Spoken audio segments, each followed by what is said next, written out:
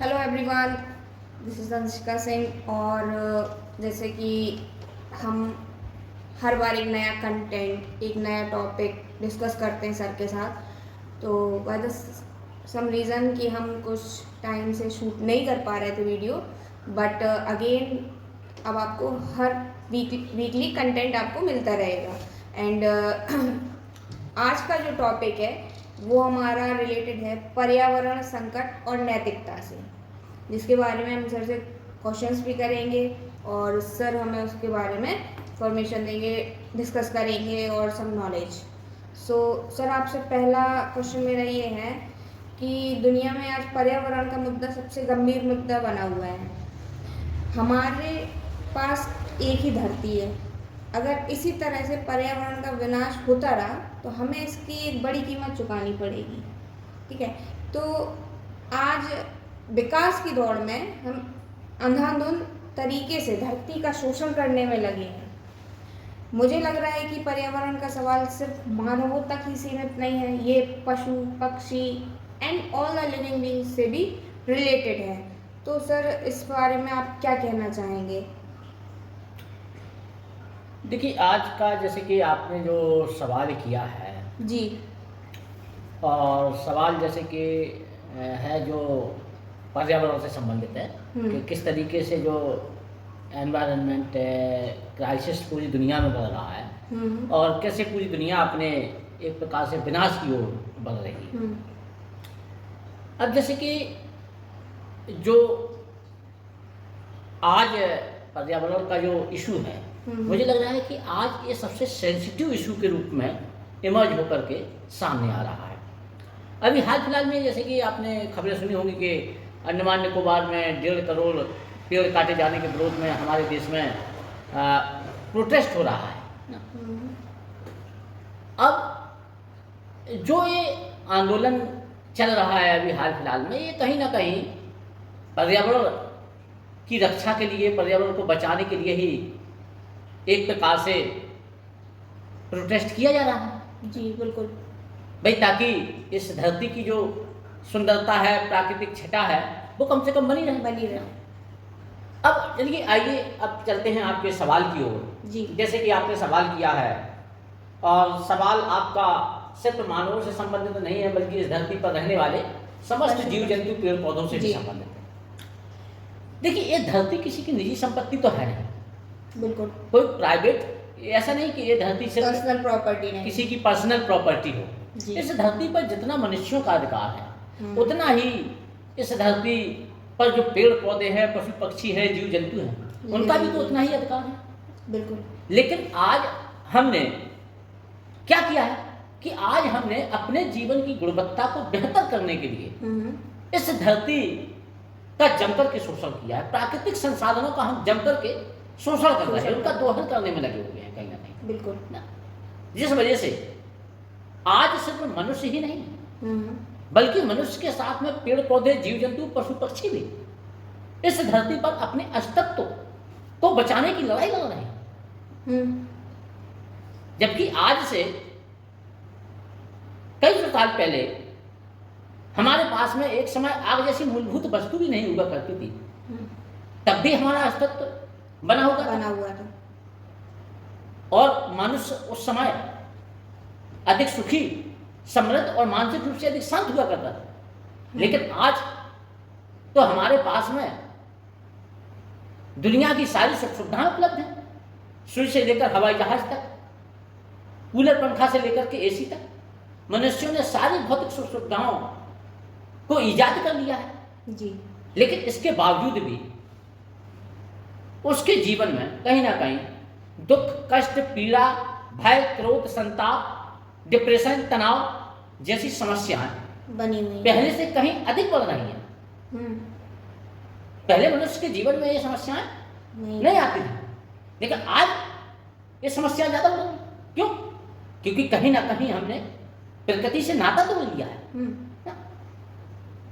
कहीं ना कहीं आज मनुष्य और प्रकृति के बीच में दूरियां बढ़ती चली जा रही हैं, और ये दूरियां जितनी ज्यादा बढ़ेंगी उतना ज्यादा मनुष्य के अस्तित्व के साथ साथ इस धरती पर जो पेड़ पौधे हैं, पशु पक्षी हैं, जीव जंतु हैं, उनके अस्तित्व पर भी संकट खड़ा हो जाएगा। उनका भी विनाश होगा, बिल्कुल। आज एक तरफ हम देख रहे हैं कि जमीन बंजर हो रही है, खेत खलिहान सूख रहे हैं, और किस तरीके से हवा में, पानी में, फलों में, सब्जियों में जो विकास के नाम पर रसायन घोल करके पिलाया जा रहा है, विकास की अंधी दौड़ में जिस तरीके से हम शामिल हैं जी, उससे तो हमें ऐसा लगता है कि एक समय ऐसा आएगा कि इस धरती को बचाना ही मुश्किल पड़ जाएगा। आज जो भूवैज्ञानिक है वो बार बार चेतावनी दे रहे हैं इस बात की, क्या अगर इस धरती का तापमान 2 डिग्री सेंटीग्रेड से ज्यादा बढ़ा तो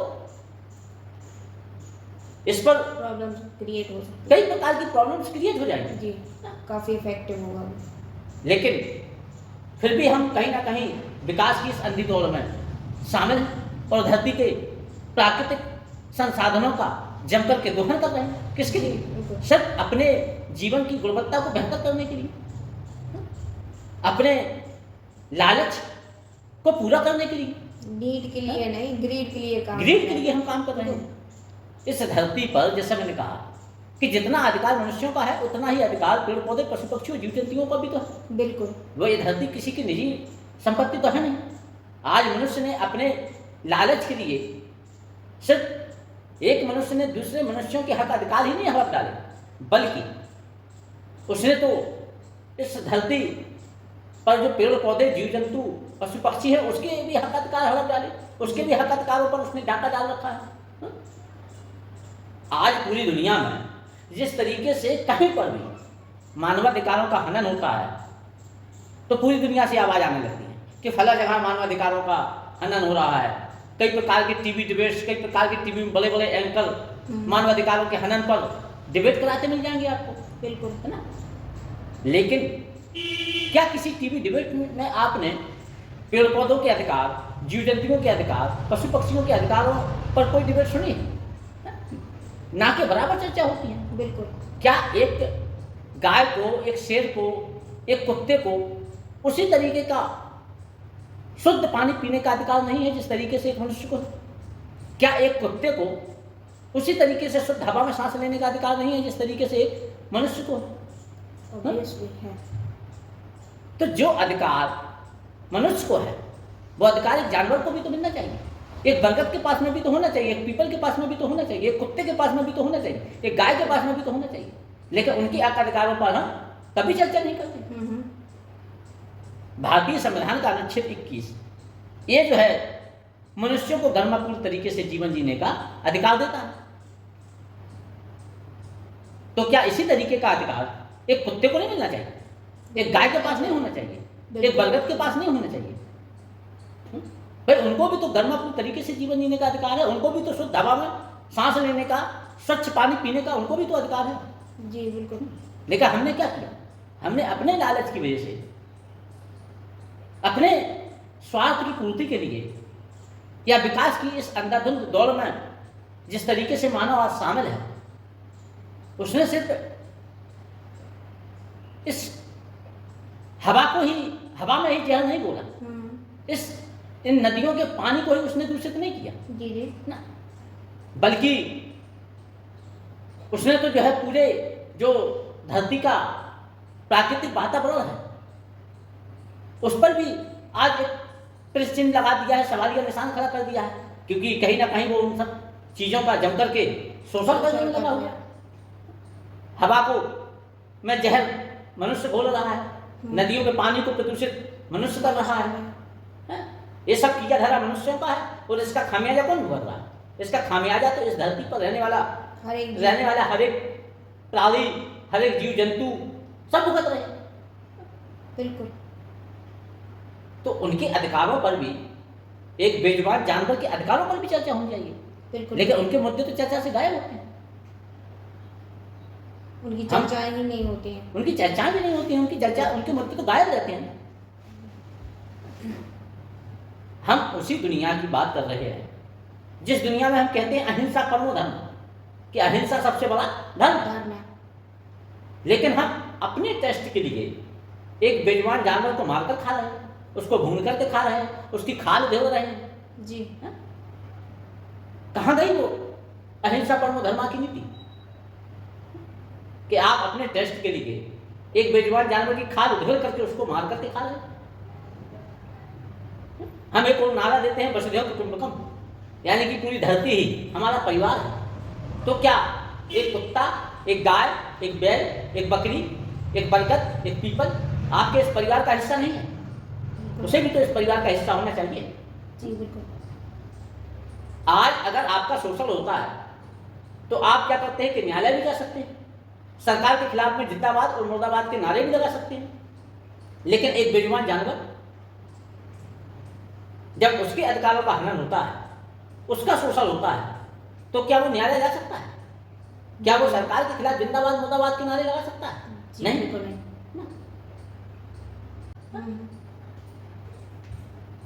उसकी उस एक बेजुबान जानवर की बलि धर्म के नाम पर के किसी के नाम पर, बलि के नाम पर उसको काट दिया जाता है, मार दिया जाता है। आप बकरीद के अवसर पर देख लो, हिंदू धर्म में अभी आषाढ़ का महीना लगने दो, देखो फिर बकरा मुर्गा इन सब की बलियां शुरू हो जाएगी। ऊपर से तर्क एक ये दिया जाता है कि जानवरों की जनसंख्या को नियंत्रित करने के लिए उनका मारा जाना जरूरी है। तो क्या इसी प्रकार का तर्क हम मानवों पर लागू कर सकते हैं कि मानवों की संख्या का ज्यादा बढ़ जाए तो उनका भी मारा जाना जरूरी हो जाए? है?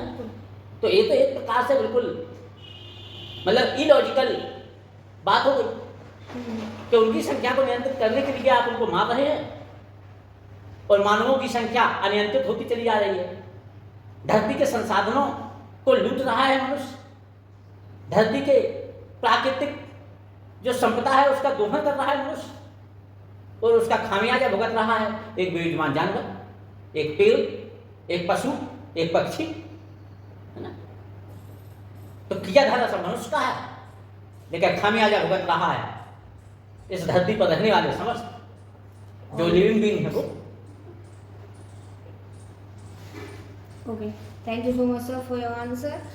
और हमें काफ़ी अच्छे से समझ में आ गई हैं सारी चीज़ें, और इस पे अगर आपका कोई भी डाउट हो तो आप क्लियर कर सकते हैं ना। सर आपसे एक मेरा सेकंड क्वेश्चन ये है कि विकास के नाम पर आज जिस तरीके से धरती का शोषण होता जा रहा है, आज हमारी धरती को बचाने के लिए हमारे पास क्या विकल्प है, क्या ऑप्शन है हमारे पास कि हम उसको प्रोटेक्ट या सेव कर सकें? देखिए क्या नाम प्रश्न क्या है आपका कि क्या विकल्प है हमारे पास? जी, मतलब बचाने के लिए, इसको प्रोटेक्ट करने के लिए, सेव करने के लिए विकल्प हमारे पास में बहुत है। विकल्प हमारे पास में बहुत है, लेकिन मनुष्य का जो लालच है, मनुष्य के लालच की वजह से सारे विकल्प फेल हो जाते हैं। क्योंकि कहा भी जाता है कि लालच असीमित है और जरूरतें सीमित है। जैसे महात्मा गांधी भी कहते थे कि ये धरती इस दुनिया के सारे लोगों की जरूरतें तो पूरा कर सकती है, लेकिन किसी भी एक सिंगल व्यक्ति के लालच को पूरा नहीं कर सकती। बिल्कुल, क्योंकि लालच तो असीमित है। लेकिन आज हम कहीं ना कहीं नींद से ग्रीड की ओर बढ़ते चले जा रहे हैं। प्रॉब्लम तो इस वजह से क्रिएट हो रही है ना, मनुष्य और प्रकृति के बीच में जो संतुलन बना हुआ था वो संतुलन कहीं ना कहीं आज टूट गया है। आज से 400 साल पहले धरती और मनुष्य यानी कि प्रकृति और मनुष्य के बीच में एक बेहतर तालमेल बना हुआ था, एक बेहतर संतुलन बना हुआ था जी। क्योंकि तब मनुष्य क्या था कि प्रकृति के रहस्यों से अनजान था। उसको नहीं मालूम था कि पहले के बाढ़ क्यों आती है, वर्षा क्यों होती है, भूकंप क्यों आते हैं, धरती क्यों हिलती है, बिजली क्यों कड़कती है। इन सब रहस्यों से मनुष्य अनजान था। लेकिन जैसे जैसे विज्ञान का दायरा आगे बढ़ा और जैसे जैसे विज्ञान ने धरती के रहस्यों को खोलना शुरू किया और जैसे जैसे धरती के रहस्यों से पर्दा उठा, वैसे वैसे करके उसका शोषण होना शुरू हो गया। क्योंकि विज्ञान ने सिद्ध कर दिया कि धरती एक जड़ वस्तु है और जो जड़ वस्तु होती है उसका विनाश हो जाता है, शोषण अधिक होता है, एक्सप्लॉयटेशन अधिक होता है। आज से कुछ ही साल पहले मनुष्य सूर्यास्त होने के बाद काम शुरू करता था, सूर्योदय के साथ काम शुरू करता था और सूर्यास्त के बाद काम बंद कर देता था और रात में बढ़िया चैन की नींद सोता था। लेकिन आज का मनुष्य तो मशीन बन गया है। दिन और रात में कोई अंतर ही नहीं रह गया है। विकास की इस अंधी दौड़ में वो इस तरीके से शामिल हो गया है कि उसको दिन और रात का फर्क ही महसूस नहीं। सुख चैन विकास की इस अंधी दौड़ की वजह से मनुष्य के जीवन में जो सुख चैन की जो मात्रा थी वो लगातार कहीं ना कहीं कमजोर होती चली जा रही। बिल्कुल। और इस अंधाधुंध में शामिल होकर के आज उसके जीवन में दुख, कष्ट, पीड़ा, क्रोध, संताप, चिंता, डर, भय, टेंशन, ये सब चीजों की मात्रा लगातार बढ़ती चली जा रही है। क्योंकि क्योंकि कहीं ना कहीं इस प्रकृति और मनुष्य के बीच में जो पहले बैलेंस बना हुआ था वो बैलेंस खत्म हो गया है। तो डिसबैलेंस हो चुका है, वो डिसबैलेंस हो रहा है। इस वजह से कहीं ना कहीं समस्याएं लगातार बढ़ती चली जा रही है। तो विज्ञान ने जिस तरीके से प्रकृति के रहस्यों को खोला उसकी वजह से आज हमारा क्या हो गया, इस प्रकृति के प्रति मनोविज्ञान बदल गया। विज्ञान ने सिद्ध कर दिया कि प्रकृति धरती एक जड़ वस्तु है और जो जड़ वस्तु होती है उसका शोषण अधिक होता है। हमें फिर से अगर इस धरती को बचाना है तो हमें जड़ वस्तु न मान करके इसको जीवित वस्तु मानना पड़ेगा। हमें इसको अपने एक परिवार के सदस्य की तरह मानना पड़ेगा कि जिस तरीके से परिवार के किसी सदस्य को चोट लगती है और हमें दुख होता है, कष्ट होता है, पीड़ा होती है, उसी तरीके से अगर एक पेड़ को चोट लगे, एक जानवर को चोट लगे, एक पशु या पक्षी को चोट लगे, तो उसी प्रकार का कष्ट पीड़ा हमें होनी चाहिए जिस प्रकार का हमें अपने घर के किसी सदस्य को चोट लगने पर होती है। बिल्कुल। तो जब तक इस प्रकार के मनोविज्ञान का निर्माण नहीं होगा प्रकृति के प्रति, तब तक ना तो वो बैलेंस बन पाएगा और ना ही हम धरती को बचा पाएंगे। जिस तरीके से आज मनुष्य का लालच बढ़ता ही चला जा रहा है, उसकी वजह से एक समय ऐसा आया कि ये धरती किसी के रहने लायक ही ना बची और मनुष्य ने आज अपने लालच की पूर्ति के लिए उसने केवल अपनी भावी पीढ़ी को ही संकट में नहीं डाला, बल्कि इस धरती पर जो पूरी प्राकृतिक संपदा है, जो पेड़ पौधे, पशु पक्षी हैं, जीव जंतु हैं, इनके अस्तित्व को ही उसने संकट में डाल दिया। तो देखिए हमारे पास प्रकृति को बचाने के विकल्प बहुत है, बशर्ते हम उन विकल्पों पर काम करें, है ना। बिल्कुल। जैसे हम अहिंसा का मनोविज्ञान बनाएं और जैसे हमने अभी एक तर्क दिया था कि धरती को भी, इस प्रकृति को भी हमें एक परिवार के सदस्य की तरह मानना पड़ेगा। एक पेड़ लगाए हम तो ये माने कि ये हमारे परिवार का सदस्य है। एक गाय पाले तो हम ये माने कि हमारे परिवार की सदस्य। एक बकरी पाले तो हम ये माने कि हमारे परिवार की सदस्य। एक कुत्ता पाले तो हम ये माने कि हमारे परिवार का सदस्य। तो इस प्रकार का मनोविज्ञान जब तक नहीं बनेगा इस धरती के प्रति, इस प्रकृति के प्रति, ना, तब तक हम इसको नहीं बचा सकते। जैसे मैंने एक उदाहरण गांधी जी का दिया था कि गांधी जी कहते थे कि ये धरती सारे लोगों की जरूरतें पूरी कर सकती है लेकिन किसी भी एक सिंगल व्यक्ति के लालच को पूरा नहीं कर सकती। बिल्कुल ना, क्योंकि लालच क्या होता है, लालच असीमित होता है। हर व्यक्ति अगर अपनी जरूरत के अनुसार दे, सुविधा के अनुसार नहीं, अगर अपनी जरूरत के अनुसार दे तो ये धरती दुनिया के सारे मनुष्यों की जरूरतें पूरी कर सकती है, लेकिन किसी भी एक सिंगल व्यक्ति के लालच को पूरा करने के बाद उसके पास संसाधन नहीं है। तो हमें लालच छोड़ना पड़ेगा, अहिंसा का मनोविज्ञान बनाना पड़ेगा, अप्रिग्रह की ओर जाना पड़ेगा कि जितनी जरूरत हो उतनी लो, बाकी दूसरों के लिए छोड़। तब हम कहीं ना कहीं नैतिकता के दायरे में इस धरती को और इस पर्यावरण को फिट कर पाएंगे, तब कहीं ना हम उसके साथ में जस्टिस कर पाएंगे। तो देखिए विकल्प हमारे पास बहुत सारे हैं, बशर्ते हम उन विकल्पों में से कोई एक विकल्प चुन लें और उसका पालन करें, तो फिर से बैलेंस बनना शुरू हो जाएगा। बिल्कुल। और प्रकृति और मनुष्य के बीच में जितनी ज़्यादा दूरियां घटेंगी उतना बेहतर, जितना बेहतर संबंध बनेगा, मानव का जीवन उतना ही ज़्यादा और बेहतर होता चला जाएगा। उसके जीवन में जो खुशी की मात्रा है ना, मानसिक शांति है, इन सब की क्या होती चली जाएगी, इन सब की मात्रा बढ़ती चली जाएगी जितना हम प्रकृति के करीब जाएंगे। और जितना हम प्रकृति से दूर जाएंगे उतना ही हम कहीं ना कहीं अपने जीवन को संकट में डालें। जी